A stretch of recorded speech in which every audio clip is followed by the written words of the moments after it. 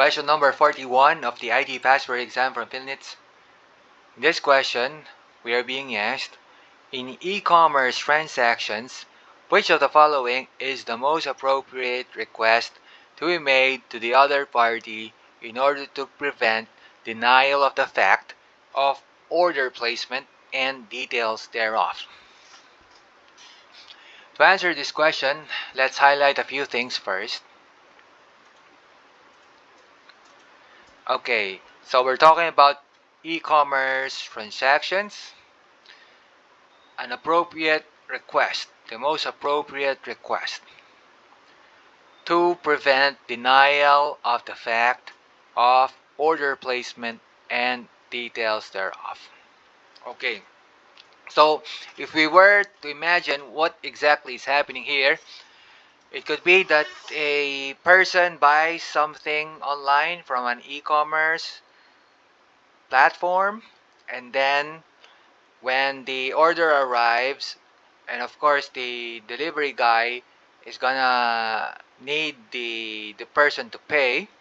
Person says, we didn't order any of those things at all, so we got this problem there. Of course, there are many types of solution, like for example, before we send the delivery guy, we gotta receive the payment first, and that's something that people also have come up with to solve this problem.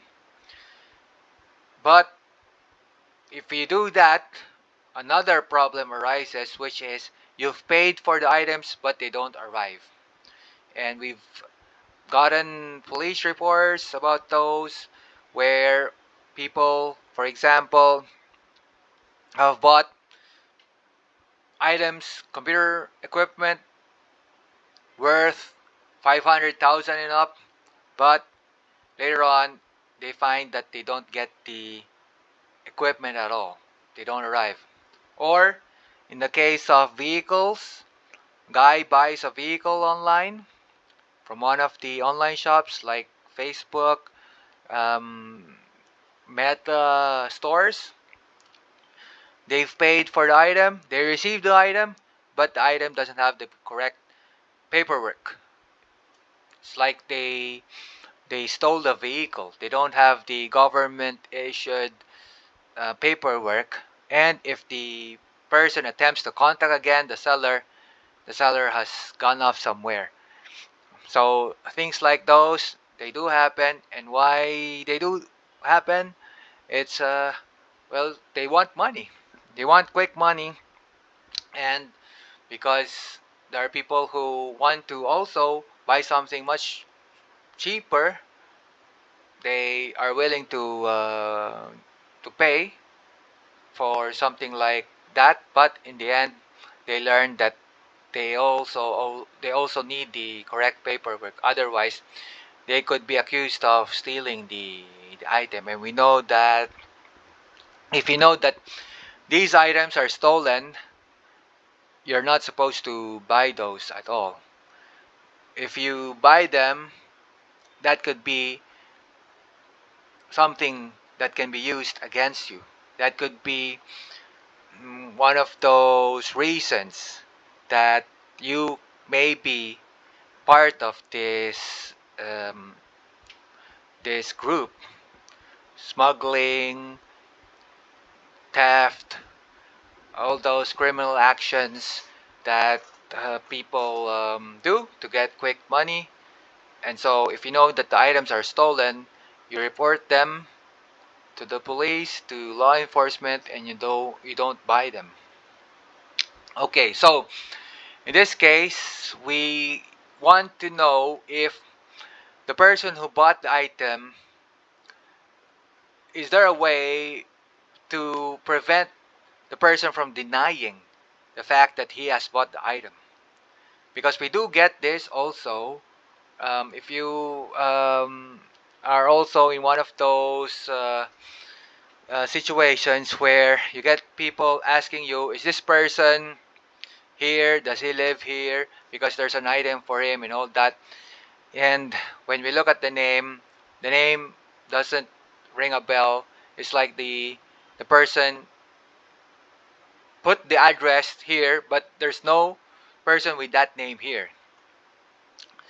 So the delivery guy is at this situation too, and wants to know how he could make make money, because I think the delivery guys need to deliver the items in an efficient way, so that all the buyers could get all the items quickly, and in that way they make money. But if they can't find the buyer, then they're stuck. So um, it's gonna be a problem, and I think there are people who may have intentionally also done those things because they want to destroy the system, ruin the system, make things much more inefficient, so that if there are a lot of people who are angry, the e-commerce would also not be able to continue on with providing the service. And also because there are people who maybe have seen the problem beforehand, like they know that the e-commerce, certain e-commerce services, they smuggle too.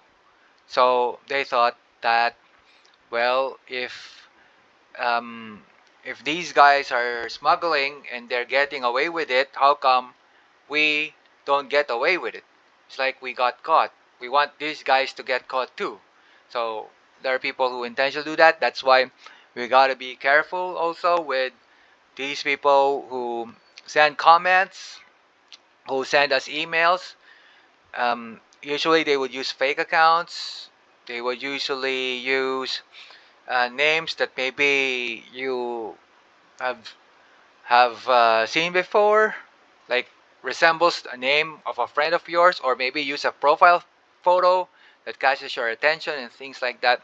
So using fake accounts, of course, if they're doing illegal stuff, this is something that they're also inclined to do.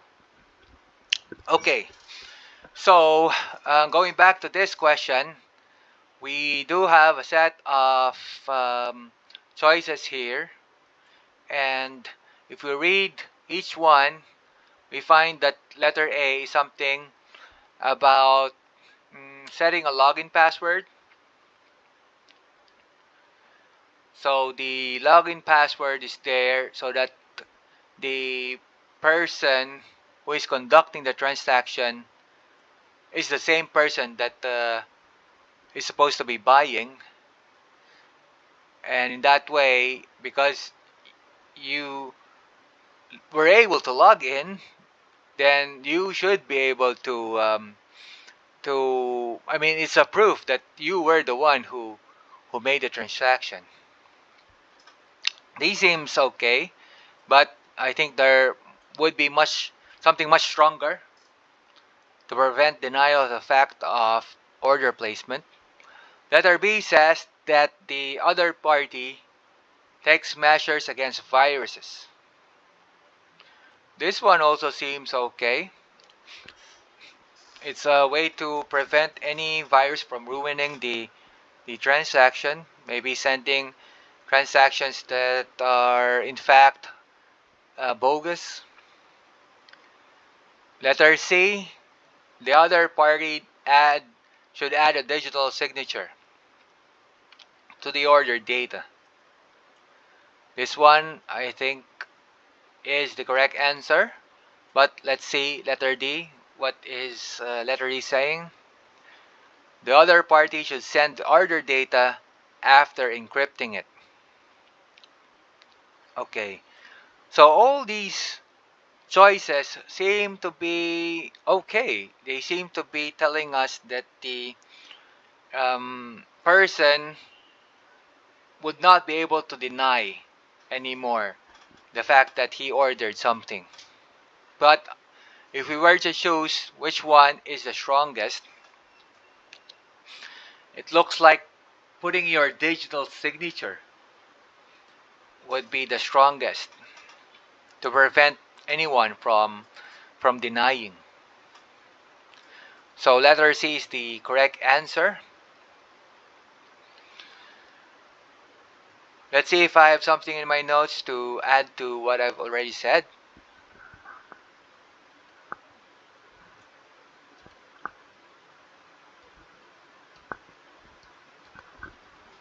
Okay, so again, digital signature, order placement.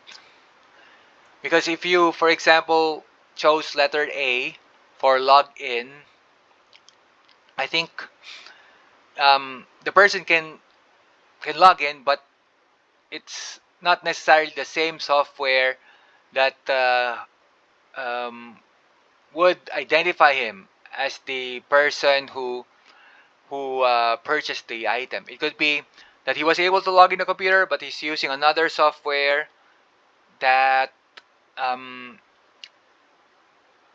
is maybe different from the e-commerce software at all. It's like he could be using the software, and because he logged in, that could identify him. But also, it could be that he logged in, but he's not using the e-commerce software at all. He could be using another software, so it doesn't identify him right away. The digital signature saying that you purchased the item, I think, is a much stronger. Something about authenticate, public key, cryptography, private key. This one, I think I remember one of our classes in health informatics when I was in college. At university, I took a class on something about public and private keys. And the idea here is that you have two keys. The first key is a public key that people can know of. So they want to send you an email. I want to purchase this thing, this item from you.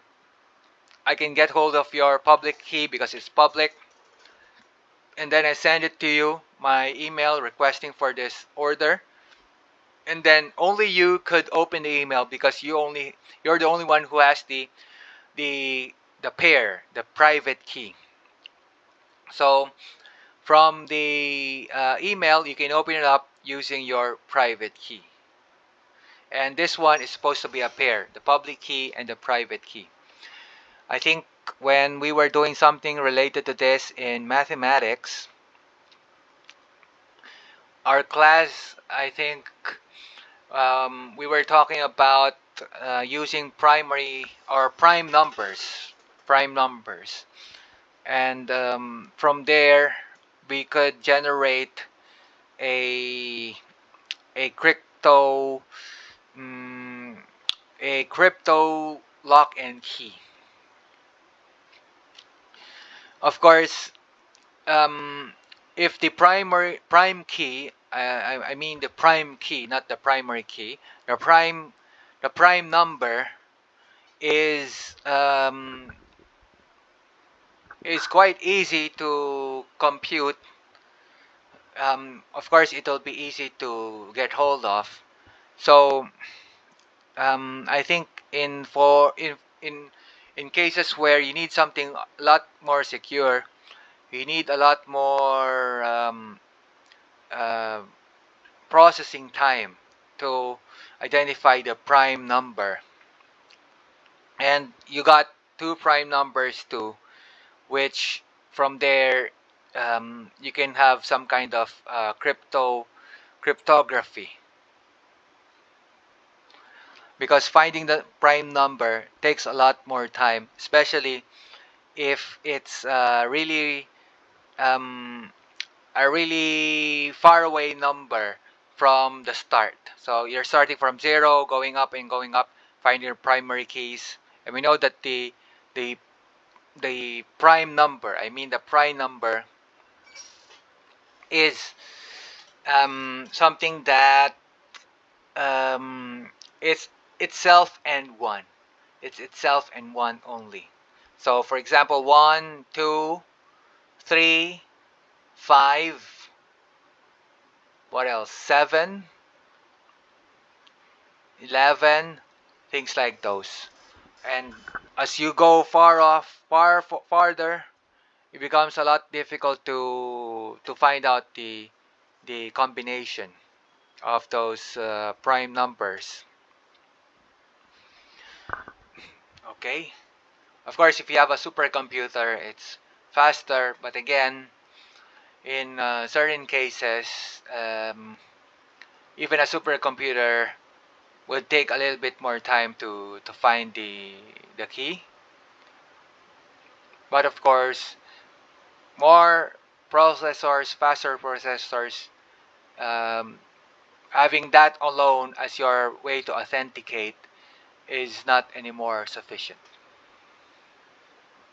So again, the correct answer in this case, using a digital signature, letter C.